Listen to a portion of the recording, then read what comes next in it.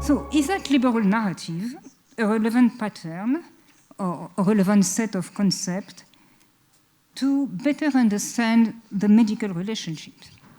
More precisely, is the liberal basic understanding of an exchange relationship, a typical liberal relationship? That means a relationship between a supply and a demand, between a service and a reward. Is that a good pattern for understanding a medical relationship? Apparently, no. Such model of contractual relationship does not apply in medical situations, even though patients and physicians may have common interest. Medical relationships are not transactional relationships.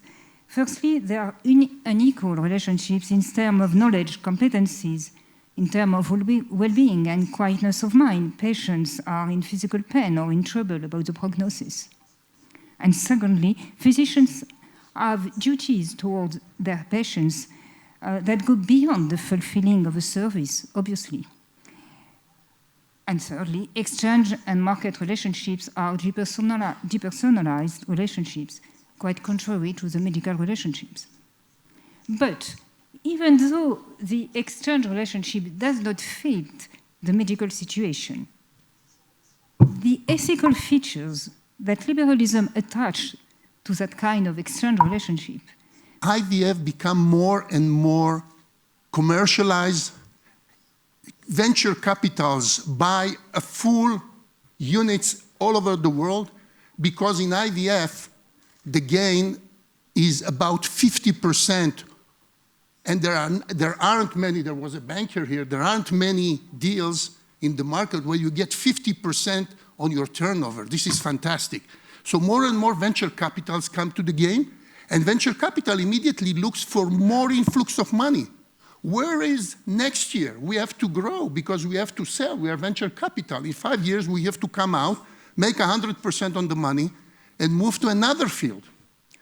So here is another field. Here is one of the fields, social freezing, where I think there is a dissociation between the private person or the private woman and the society itself. Of 43 to 45.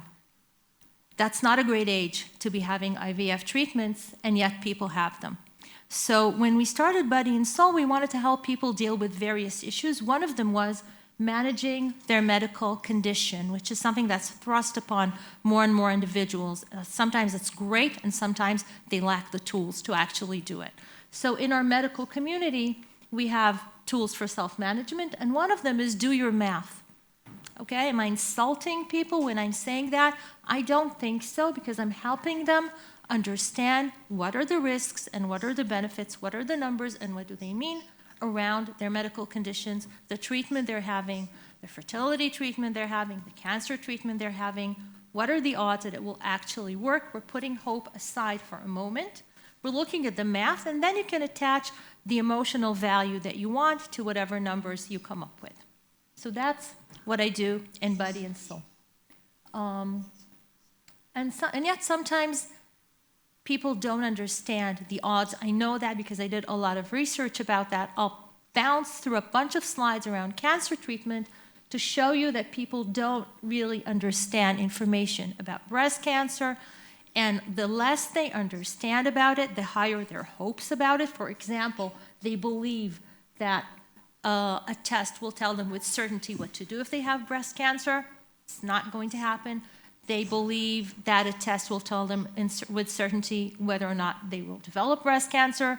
The test will not do that. And yet when they endorse these false beliefs, they're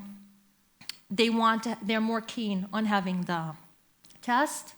They're more worried about the screening, and they are willing to pay more money about the screening, which they think will give them something, a type of certainty that indeed they cannot have. That's micro-tragedy number one.